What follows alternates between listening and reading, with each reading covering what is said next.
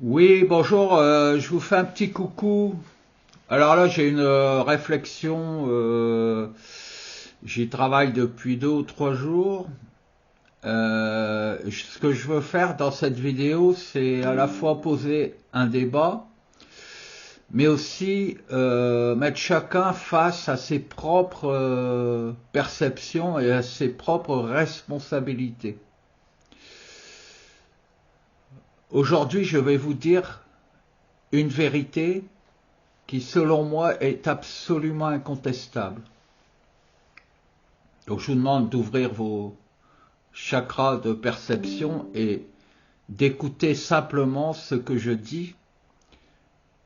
Chacun comprendra ce que je dis à sa manière, en fonction de ses propres connaissances, ses propres convictions et ses propres perceptions. Mais c'est quelque chose qui doit être dit. Donc je le dis.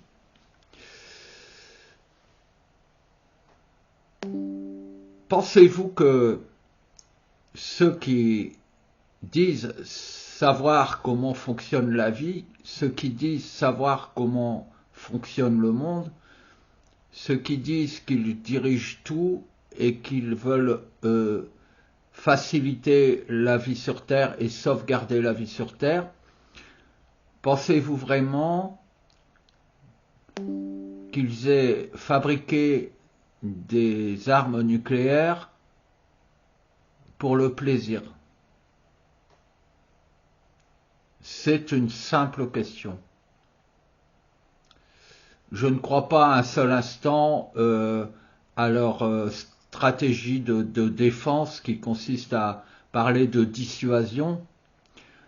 Lorsqu'on met des moyens humains et matériels tels dans la recherche, dans les essais et dans la fabrication d'armes nucléaires, sachant que l'arsenal nucléaire dans le monde pourrait détruire au moins une quinzaine de fois la vie sur Terre. Pensez-vous vraiment qu'ils aient fait tout ceci comme on dessinerait un tableau qui ne sert à rien puis qu'on accroche au mur? Les armes nucléaires sont destinées à être mises en œuvre. Et de toute façon, ils vont s'en servir. Mais en fait, ils ne vont pas s'en servir pour se faire la guerre, puisque c'est une arme de destruction massive. C'est l'arme qu'ils vont utiliser pour détruire toute vie sur la planète. Puisque là est leur but, là est leur stratégie. Et c'est de ça dont je voulais vous entretenir. C'est quelque chose qui n'est pas admissible dans notre propre esprit. Mais pour ceux qui connaissent les légendes, pour ceux qui connaissent l'histoire qu'on raconte, pour ceux qui connaissent les peuples ancestraux, pour ceux qui connaissent certaines passes magiques, pour ceux qui connaissent l'énergie, pour ceux qui connaissent le mystère de la vie sur Terre, de la génétique ou même de l'apparition de la vie, ceux qui connaissent l'esprit, ceux qui voyagent dans les mondes subtils, dans les mondes éthériques, tous ces gens-là savent de quoi je parle. Nous disons toujours, nous ne sommes pas qu'un corps physique, nous sommes aussi autre chose. Je sais que nous sommes tous des êtres suprêmes qui n'ont pas pu se révéler. Et pourquoi est-ce que nous n'avons pas pu se révéler? Parce qu'à chaque fois que la vie redémarre sur Terre, elle est impactée par une mémoire illégitime. Et cette mémoire illégitime n'est autre que les stratégies que nos dirigeants aujourd'hui sont en train de mettre en place pour structurer, pour façonner et pour initier le futur démarrage d'une d'une nouvelle vie sur Terre, d'un nouveau cycle de vie sur Terre. C'est-à-dire qu'à aujourd'hui, je sais que de toute façon, ils vont faire en sorte d'éradiquer toute vie sur Terre. C'est-à-dire que vous, vos enfants, vos animaux, les plantes, etc., tout ceci va disparaître. C'est absolument certain et c'est absolument logique. Cette disparition peut avoir deux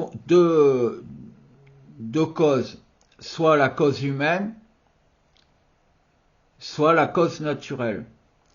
Imaginez que, comme je le pense, la Terre en ce moment et la galaxie passent à un endroit du cosmos où a démarré une première fois la vie, et que le fait de passer dans cette atmosphère cosmique fasse en sorte que tout se réinitialise. Imaginez qu'à un moment où nous atteignions le centre pur de l'univers, tous les atomes se désassemblent puis se réassemblent. Que votre corps disparaisse puis qu'il réapparaisse en une fraction de seconde. C'est la notion du Big Bang. Et c'est ce que vous ressentez parfois. Quand vous avez peur, c'est comme si vous sortiez de votre corps, puis que vous pénétriez dans votre corps à nouveau. C'est le même phénomène que ce que vivent les personnes qui font une EMI ou les personnes qui ont des pertes de conscience puis qui reviennent à elles. C'est exactement pareil.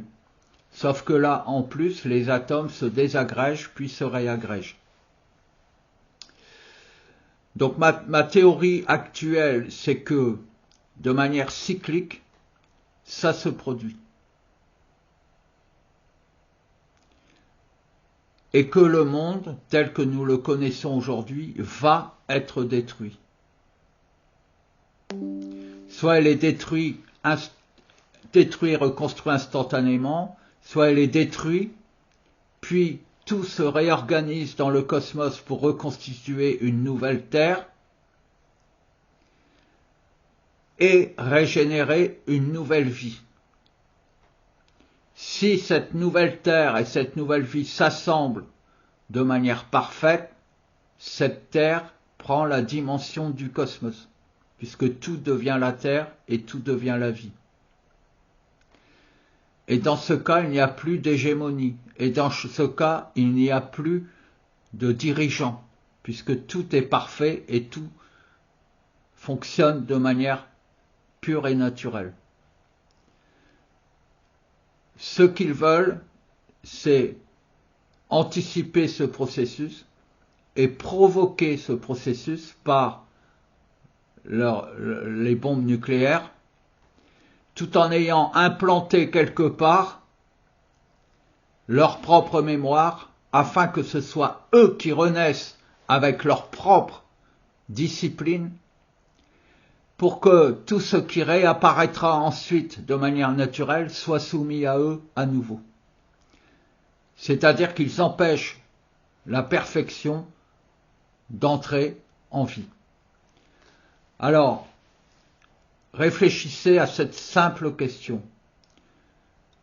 Croyez-vous vraiment, au fond de vous, que s'ils ont construit autant d'armes nucléaires, c'est pour la beauté du geste?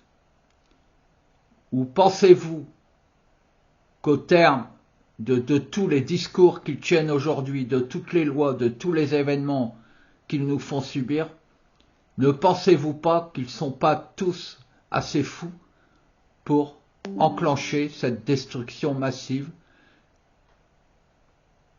C'est la question que je vous pose.